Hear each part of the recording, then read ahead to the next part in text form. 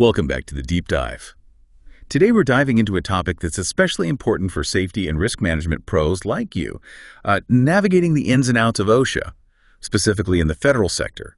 We're going to go way deeper than your typical safety first poster and get into the nitty-gritty of OSHA's own Field Operations Manual, Chapter 13 to be exact, straight from OSHA.gov. Yeah, and the word manual might not sound super exciting, but this one's got some real surprises. We're not just talking about dry rules and regs here, but really understanding how OSHA's authority actually works, within this whole complex system of federal agencies and what that means for you, for your work in keeping federal employees safe day to day. Okay, so right off the bat, I was totally floored by this. The U.S. Postal Service, even though it's part of the government, it's treated like a private company when it comes to OSHA. I mean, what's up with that? That's where things get interesting. It has to do with how the USPS is structured and how it operates. It just landed in this unique spot. And it highlights the first big rule of federal safety, which is don't assume anything. Each agency, they've got their own little quirks when it comes to OSHA and how things are applied. So it's kind of like know your players, especially if you're dealing with multiple agencies. Exactly. So let's map out kind of where OSHA's jurisdiction actually lies. And we'll start with the big three, the branches of government. Enforcement-wise, most of OSHA's power is focused on the executive branch. So, think of like Department of Energy, Department of Defense, places like that. Okay. But what about the folks over on Capitol Hill or in the courts? Are they just like OSHA-free zones? Not entirely. OSHA can't really enforce the rules there, but they can provide assistance if the legislative or judicial branches, ask them to. Yeah. So it's more of a consultant role than being the enforcer. Interesting. So geographically, OSHA's reach extends beyond U.S. borders, right? Which I imagine can get really complicated. Yeah, you're right. It definitely does. OSHA actually covers civilian federal employees, even if they're working overseas.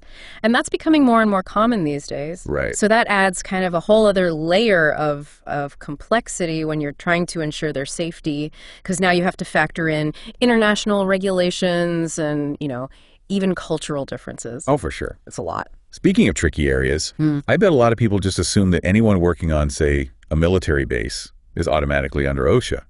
But it's not that simple, is it? Ah, the military myth. So, yeah, uniformed personnel, their specialized equipment, and combat-specific operations, they are exempt. But on that same base, you might have, construction crews, medical staff, even office workers, and all those folks are covered by OSHA because their jobs are basically the same as their counterparts in the private sector. So it's kind of like a Venn diagram of overlapping rules, almost. Yeah. And just to make things even more interesting, we've got all those private contractors who do work for the government, So where do they fall? That's a big one, especially for folks in contract management. Private contractors, even if they're working on a project for the government, are treated just like regular private sector employees under OSHA. So your standard OSHA playbook, for the most part, applies there. Okay, I'm getting whiplash already. But the main takeaway here is know your agency, know their quirks, and don't assume that OSHA covers everything everywhere. Absolutely. And that actually brings us to another surprise. Some federal agencies can actually avoid those dreaded unannounced OSHA inspections. Wait, are you serious? Who gets that perk and how do they pull that off? There are two main groups who get a pass on those surprise visits. First up, federal prisons. Because of the sensitive nature of their work, OSHA has to give them a heads up before doing an inspection. Right. I imagine popping into a Supermax unannounced wouldn't go over too well. What's the other group? The second group is agencies that have what's called a Certified Safety and Health Committee, or you'll hear it called CSHC for short. Okay. These committees, they act as internal safety watchdogs, basically. They monitor the agency's whole safety program, they conduct their own inspections, they handle complaints. They're pretty involved. So it's basically like they're saying, hey, we got this handled internally, thanks. Pretty much.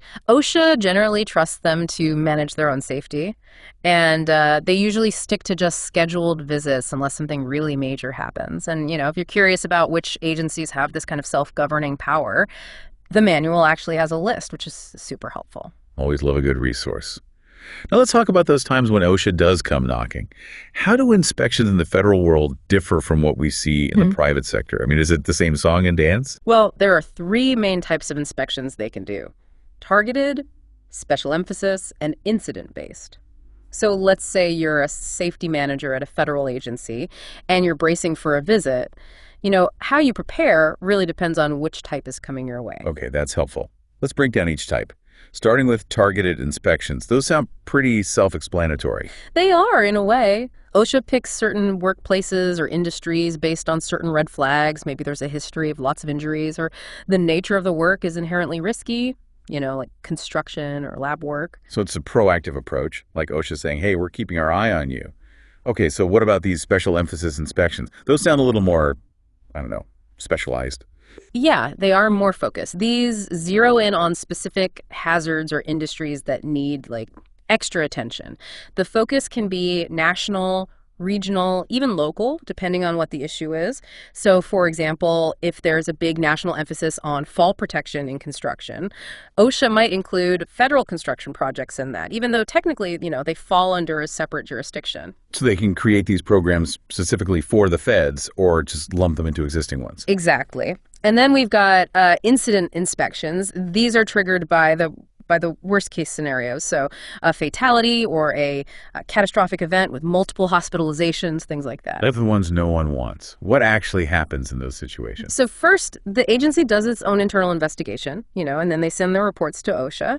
And then based on what they find, OSHA decides if they need to come in and do their own more in-depth inspection. Okay, so we've covered who OSHA can kind of boss around, who gets a pass on those surprise visits and the types of inspections they do. Now, what about when things go wrong? What happens when an employee at a federal agency files a complaint? Well, the process is pretty similar to what happens in the private sector, but there are some key differences. So OSHA can investigate complaints about working conditions at federal workplaces, as long as that agency is covered by a specific regulation, 29 CFR Part 1960. They'll usually forward that complaint to the agency in question to investigate. So it's not like OSHA's just barging in with sirens blaring every time someone complains. No, not at all. They generally rely on the agencies to do their due diligence, But things get interesting when you bring in those certified safety and health committees, those CSHCs we talked about earlier. Right, the internal safety squads. Mm-hmm. Do they change how complaints are handled? Big time. If an agency has a CSHC, OSHA usually takes a step back and lets them handle it. The committee, they investigate the complaint, figure out if there's a real safety risk, and then they recommend what to do about it. So it's almost like having an internal advocate for the employee who filed the complaint. Yeah, you could say that. But there's also a safety valve built in. If any of the committee members think that the agency is trying to sweep something under the rug, they can actually call in OSHA to come in and take a look. Interesting. So it's like a checks and balances system, even within that internal process.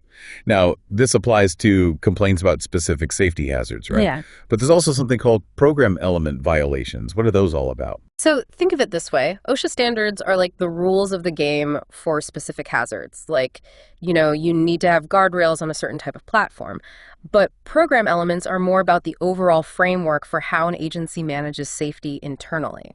So a complaint could be about a broken guardrail, that would be a standard violation, or it could be about the agency not properly training supervisors on safety procedures, which would be a program element violation. Okay, so it's not just about fixing the immediate problem, it's making sure the agency has a solid safety culture, top to bottom. Right. Now, I have a bit of a curveball question. What about federal inmates? Can they complain to OSHA if they have safety concerns about, where they're working or living? That's a good one. The answer is yes, but only if the complaint is directly related to workplace safety and health. So, for instance, let's say an inmate is injured while working in the prison kitchen. That would fall under OSHA's scope. But if they're complaining about, say, the lack of air conditioning in their cell, that's a different issue entirely, and it wouldn't be something OSHA would handle. So there's a line between workplace hazards and just general prison conditions. It seems like navigating OSHA in the federal sector is all about understanding these subtle but crucial distinctions. You hit the nail on the head. Now, let's dive into another layer of complexity, something called alternate and supplementary standards. These are basically exceptions to the regular OSHA rules. Okay. It's kind of like getting permission to deviate from the standard playbook, but you better have a good reason. So an alternate standard is basically saying, we can achieve the same level of safety using a different method that's more suitable for our specific situation. Exactly. It's all about flexibility without compromising worker protection. A good example is, let's say you have a research lab handling hazardous materials. The standard OSHA ventilation requirements might not be practical for their super specialized setup, so they can apply for an alternate standard that achieves the same level of safety through different, engineering controls or procedures. Makes sense. But what about those situations where there's no existing OSHA standard to cover a specific hazard? That's where supplementary standards come in. Agencies can basically write their own rules for those unique situations. They work with OSHA, of course, to make sure it meets the necessary safety level, but it gives them some leeway to address those gaps. So it's not just a free-for-all, there's still oversight. But isn't there a risk that agencies could, try to use these alternate or supplementary standards to lower the bar for safety? That's a valid concern, for sure. And that's why OSHA has a really rigorous approval process. They really scrutinize those applications to make sure that the alternate or supplementary standard is at least as protective as the original. And even after it's approved, they monitor compliance very closely. If an agency isn't living up to their end of the bargain, OSHA can issue a notice and bring them back in line. That's reassuring. So while these exceptions exist, they're not a loophole for agencies to cut corners. Exactly. It's a very careful balancing act between flexibility and accountability. Now, are you ready for another deep dive into the world of record keeping? Always. Bring on the paperwork. What do our listeners need to know about how record keeping in the federal sector compares to, the private world? So this is where things align a bit more. Federal agencies, they're required to keep track of injuries and illnesses in pretty much the same way as private employers do. So, those familiar OSHA 300 logs, they're still in play. And it's important to note that these records are separate from any workers' compensation stuff, which is handled under a whole different system. So it's not either, it's both. No escaping the paperwork. But I'm guessing there are some federal-specific nuances. You bet. One of the big ones is the definition of an establishment. Federal agencies can be these sprawling beasts with multiple bureaus or components under one roof. So each of those distinct units is considered a separate establishment when it comes to record keeping, which, makes sense when you think about it. Right. You need that granular view of safety data to pinpoint problem areas within the agency. Yeah. What other key differences are there? Another key difference is who signs off on those records. In a private company, it's usually a high-level executive, but in federal agencies, it has to be a senior management official within the agency itself or someone directly in their chain of command. Interesting. It's like they're adding an extra layer of accountability. Obviously. And when it comes to reporting fatalities or catastrophic incidents, the feds play by the same rules as everyone else: immediate notification to OSHA and a detailed summary report of their investigation. So the seriousness of those situations, it kind of transcends those private versus federal lines. Absolutely. Accuracy and transparency are non-negotiable. Now, let's talk about something equally important: access to those occupational safety and health records. Yes, the right to know stuff. Does that work any differently for federal employees? The good news is the rules are pretty consistent with the private sector. Current and former employees, their representatives, authorized employee reps, they all have the right to see those injury and illness records, with, appropriate redactions to protect people's privacy, of course. Okay, so the same principles of access and confidentiality apply? But what about those situations where agencies use, like, OWCP claim forms instead of the standard OSHA incident report? Those can get pretty personal. You're right. Those OWCP forms can have a lot of sensitive information that's protected by privacy laws. So before they release them, agencies have to scrub out anything that could identify someone or compromise their privacy. Makes sense. It's about finding that balance between transparency and protecting sensitive data. Now, this access isn't limited to just injury and illness records, right? Right. Employees also have the right to see exposure and medical records that are kept under a specific OSHA standard, 1910.1020. This is really crucial for empowering workers to understand any potential health risks and really advocate for their well-being. Okay, we've covered a lot of ground here: records, access, all that fun stuff. But who's making sure that these federal agencies are actually playing by the rules? Is it all just self-policing? Not quite. OSHA has a system in place for evaluating federal agency programs, basically holding their feet to the fire, so to speak. It's not just about following the letter of the law, but about proving that their safety programs are actually effective in practice. So are we talking about OSHA inspectors, like marching in and grilling everyone? Not always. The scope can really vary. Sometimes it's a full-scale evaluation, covering everything from headquarters down to individual work sites. Other times it might be more focused, like looking at a specific issue or even a headquarters-only review. So they tailor the approach based on the situation. Mhm. But do agencies ever get to, grade their own homework, so to speak? Believe it or not, yes. They can conduct what are called self-evaluations, but they need OSHA's approval first. It's about encouraging agencies to take ownership of their safety programs and demonstrate that they're really serious about continuous improvement. I like that. It's more of a collaborative approach. Yeah. But I'm guessing those comprehensive evaluations can be pretty time consuming. Yeah, they can be. Some of those more targeted inspections might wrap up pretty quickly, but those really deep dive evaluations, those can take a while. Think like months rather than weeks. It requires a lot of coordination and cooperation between OSHA and the agency being evaluated. Makes sense. You can't rush a thorough assessment. Now, let's switch gears a bit and talk about those times when an agency needs a little help. Yeah. What's the deal with those agency technical assistance requests, or ATARs? So ATARs are like a lifeline for federal agencies. Think of it as calling in the OSHA cavalry, but without the fear of getting cited or penalized. It's not an inspection, it's really a request for expert advice and assistance, on site. So it's more about collaboration and problem solving. Exactly. Agencies can request help with all sorts of things, advice on hazard abatement, help developing training programs, even just a general assessment of their safety program. It's a really valuable resource, especially for those who are struggling with specific safety challenges or just want a, fresh perspective. It's like having a safety consultant on call, but free. I'm sold. How do agencies actually go about requesting this magical ATAR? Well, a lot of requests start with an informal phone call, but to get the ball rolling officially, the agency has to submit a written request. And that helps ensure that the request is legitimate and well-defined, so OSHA can allocate the right resources and all that. So no, hey, can you just swing by and take a look kind of requests? Nope, they got to be specific. And OSHA does reserve the right to say no. If an agency has a history of, ignoring safety issues or dragging their feet on corrections, OSHA might not grant the request. That's understandable. You don't want to waste resources on an agency that's not really committed to safety. But let's say the request is approved. What happens next? So OSHA sends a team of experts to do an on-site visit. They'll work with the agency to pinpoint hazards, assess their safety program, and recommend improvements. It's like a customized safety checkup, really. And they'll hold these conferences with the agency at the beginning and of the visit, clearly communicating what they found and setting expectations for any corrective actions. So it's a pretty structured process with clear communication throughout. I like that. But what about those times when things aren't so collaborative? What happens when OSHA uncovers violations and an agency needs a bit of a wake-up call? That's where things get a little more serious. Remember, OSHA can't actually fine federal agencies like they do private companies.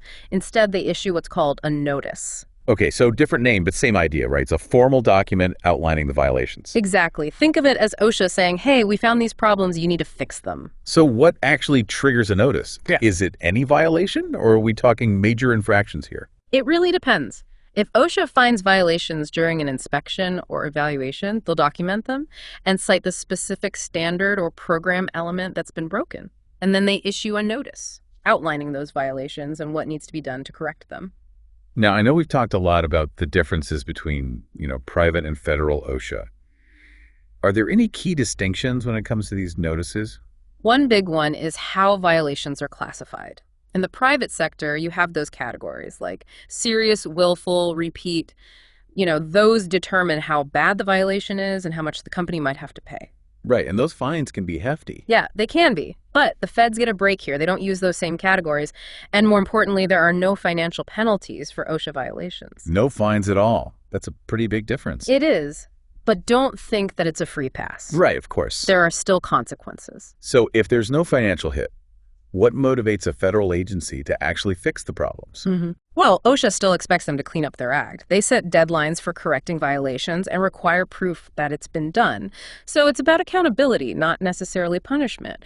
But if they just flat out ignore those notices, things can escalate. Like, how bad are we talking? Well, it can go up the chain of command within OSHA, potentially even leading to legal action to force compliance. And remember, OSHA has to report to the president on the status of federal agency safety programs. No agency wants to be the poster child for bad safety practices. Okay, so reputation's on the line, for sure. And probably some internal pressure to avoid looking bad. Exactly. Now let's touch back on those multi-employer work sites again. Those can get tricky when you have federal agencies and private contractors sharing the same space. Who's ultimately responsible for safety in those scenarios? That's a great question, and this is where OSHA's multi-employer worksite policy really comes into play.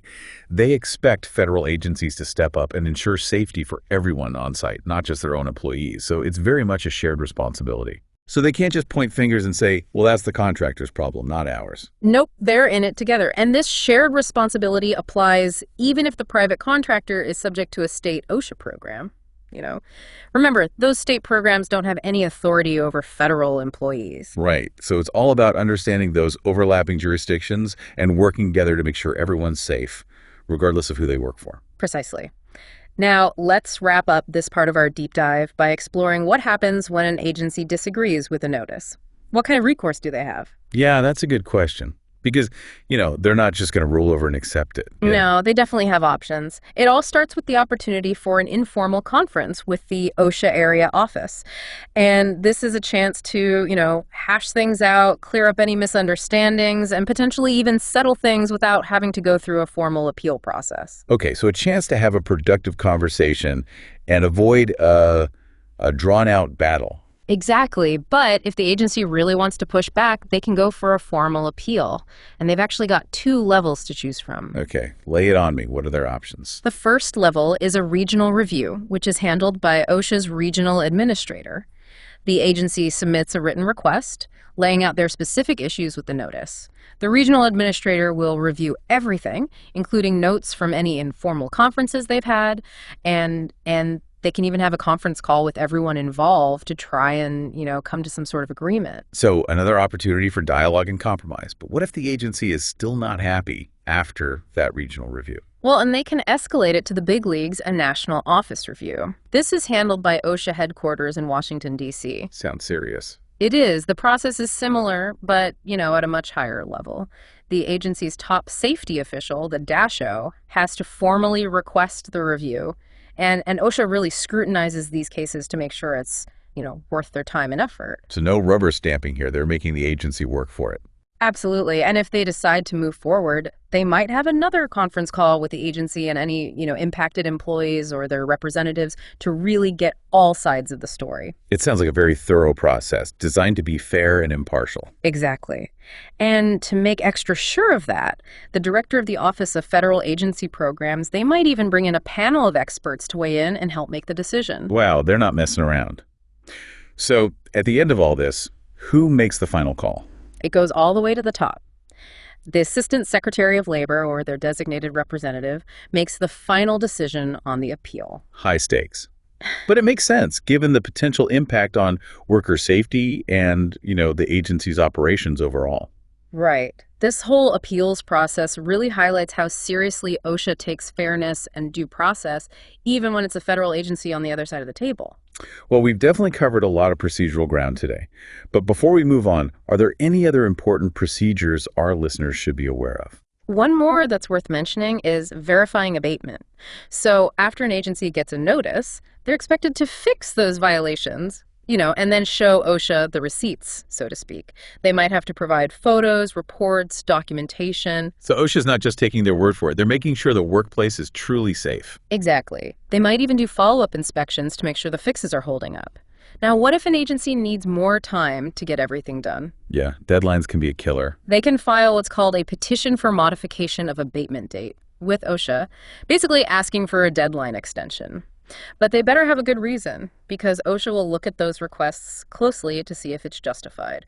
Things like the complexity of the fix, available resources, the risks of delaying those all come into play. So it's not automatic. They got to make their case. But what if they just, don't fix the problems? That's when things can get ugly. OSHA doesn't mess around with what they call failure to abate. They'll issue a formal warning outlining the potential consequences. And if that doesn't light a fire under them, they'll work their way up the chain of command, potentially even taking legal action to force them to comply. Wow, serious business. It is. OSHA's main mission is to protect workers, and they've got the power to do what it takes, even when it's the government they're dealing with. That's actually reassuring to know. It means safety isn't optional, even for Uncle Sam. Exactly. Now, all this talk about procedures and processes might make your head spin a little bit, but it's all built upon a foundation of, specific regulations. That's what we'll unpack next. Ready to dive into the nitty-gritty of the rules themselves. Bring it on. Okay, so we've laid the groundwork here. We know who OSHA can and can't, really go after the different types of inspections that federal agencies have to deal with, how complaints work in this whole world. But what about the specific rules? Do federal workplaces have to follow the same OSHA standards as everyone else? Well, it's not quite that straightforward. The Occupational Safety and Health Act, that's OSHA's main playbook, right? Some parts of it apply differently to federal agencies. Okay, that sounds like a potential headache waiting to happen.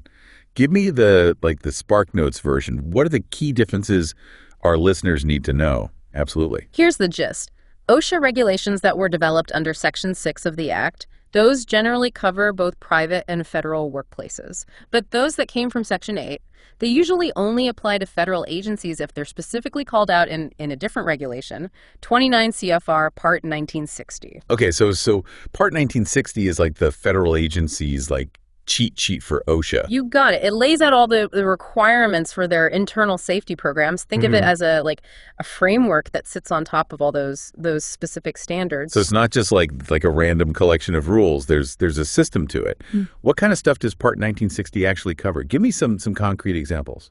Oh, tons of stuff. It covers everything from doing their own internal inspections, investigating complaints, to training supervisors and keeping those injury records we talked about accurate and up to date. It's about having that solid safety foundation in place before you even start thinking about specific hazards. Okay, that makes sense.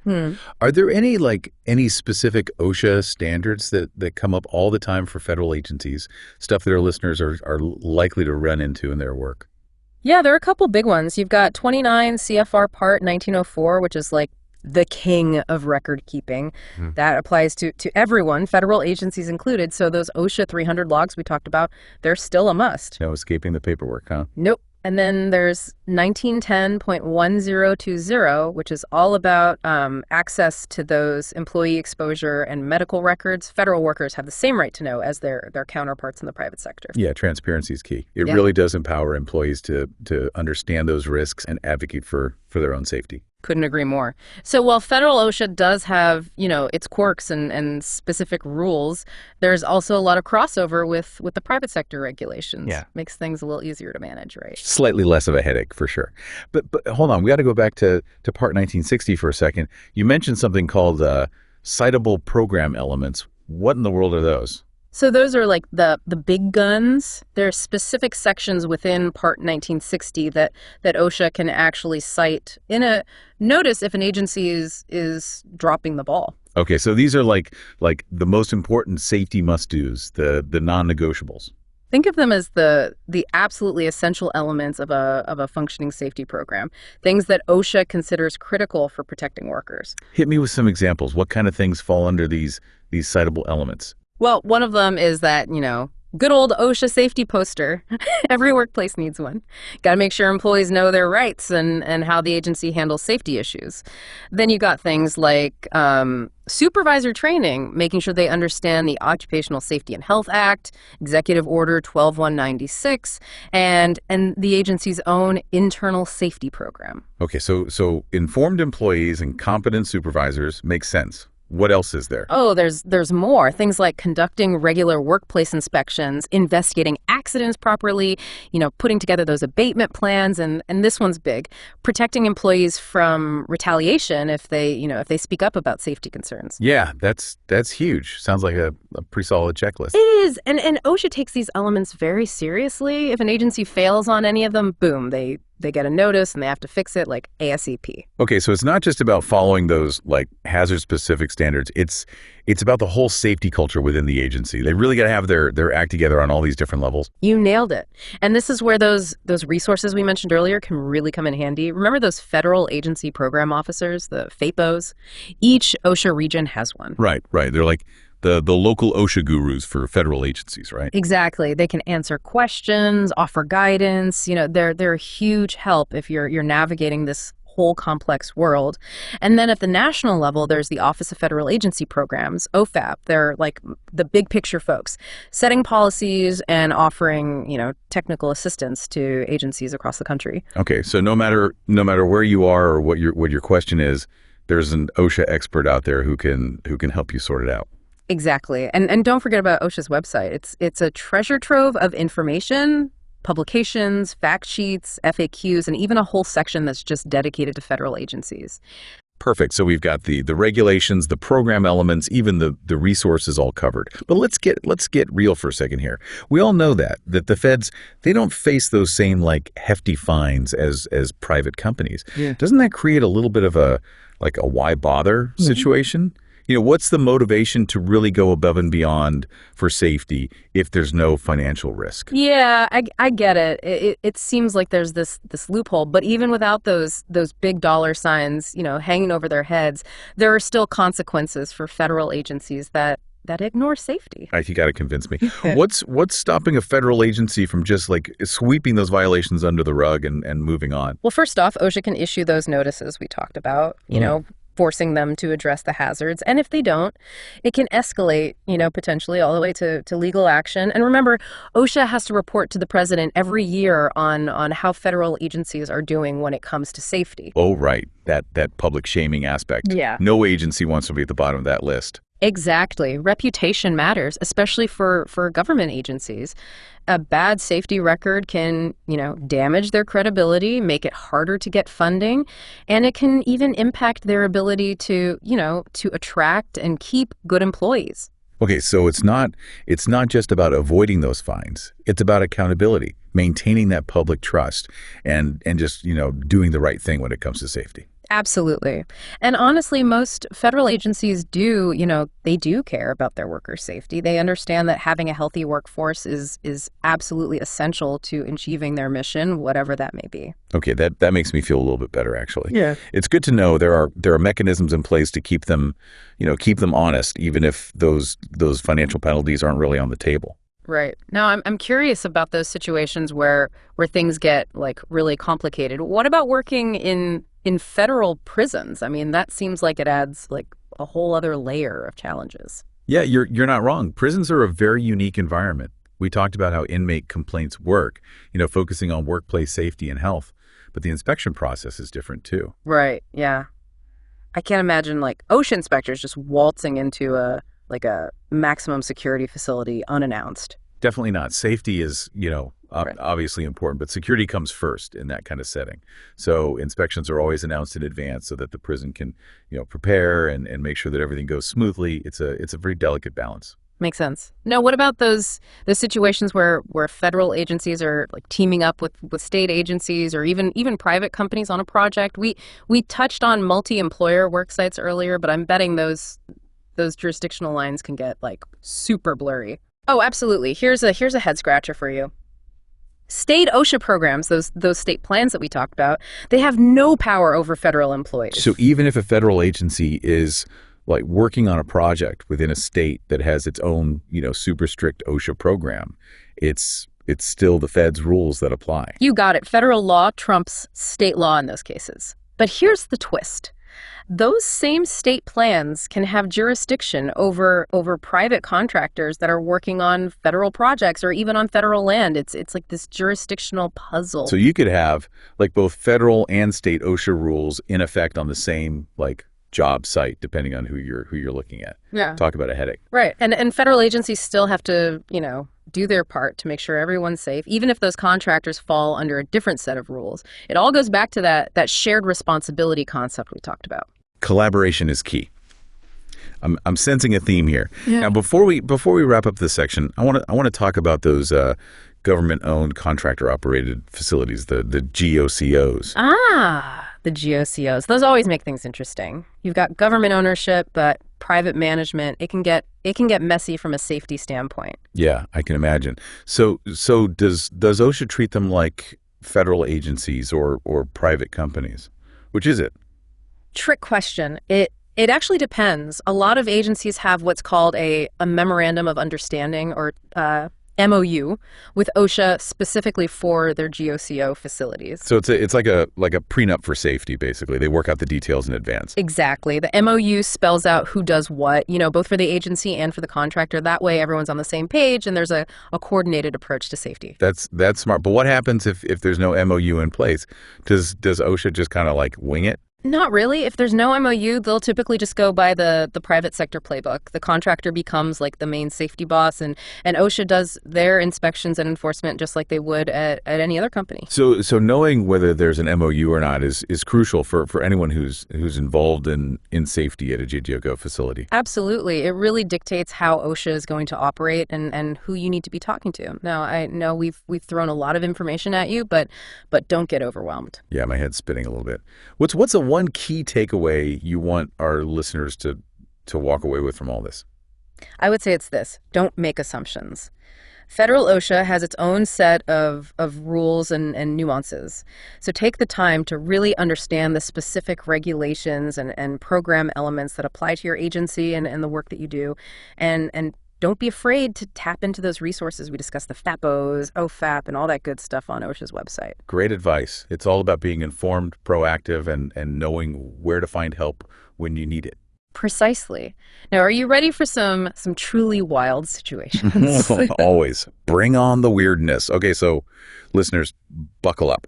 We've gone through the rules, the resources, the whole A to Z of OSHA in the federal sector. But like we promised, we saved some of the weirdest, most head-scratching scenarios for last. What kind of curveballs should our safety pros out there be prepared for in this crazy world?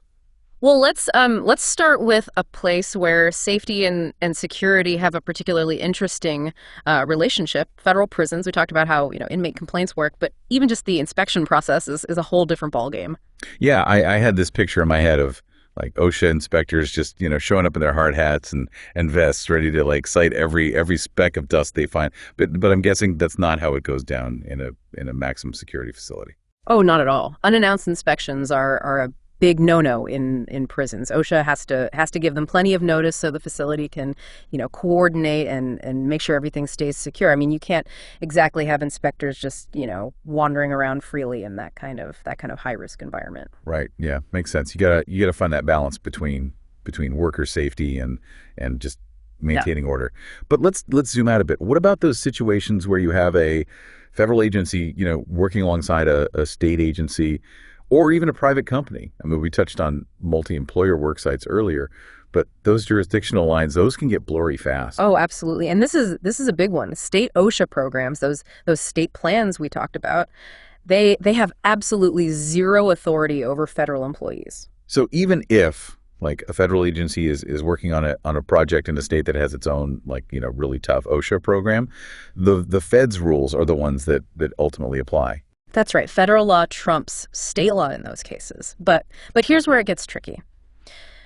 Those same state plans can have jurisdiction over private contractors who are working on, federal projects or even on federal property. It's like this jurisdictional puzzle. So you could have literally both federal and state OSHA rules in effect on the same job site, depending on who's actually doing the work. Talk about a headache. Yeah, it definitely adds a layer of complexity, and it really highlights why clear communication and coordination are so important in those situations. Federal agencies can't just wash their hands and say, well, the contractor's under the state plan, so it's their problem. Right. It's about that shared responsibility, regardless of those jurisdictional lines.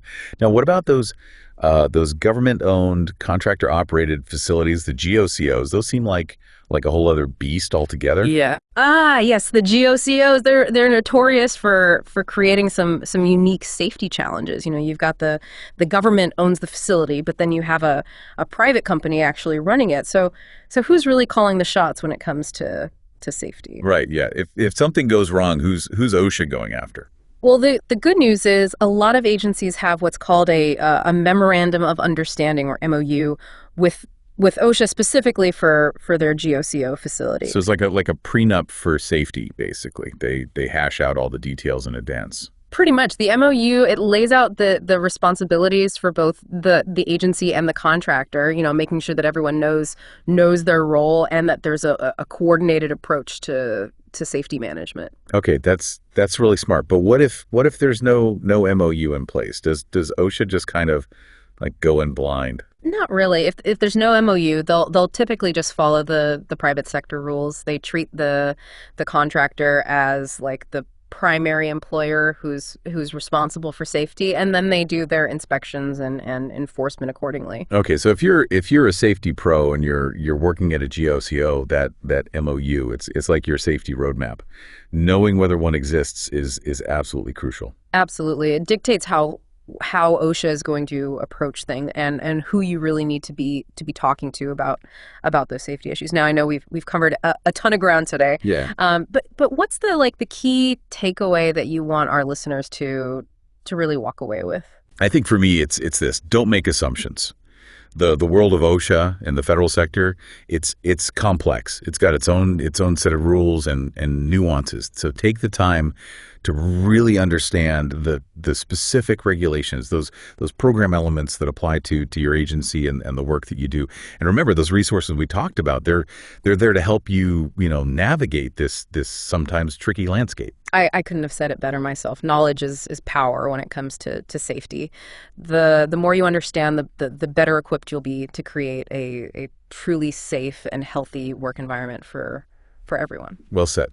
Thanks for joining us on this deep dive into the often overlooked world of OSHA in the federal sector. We'll see you next time on the deep dive.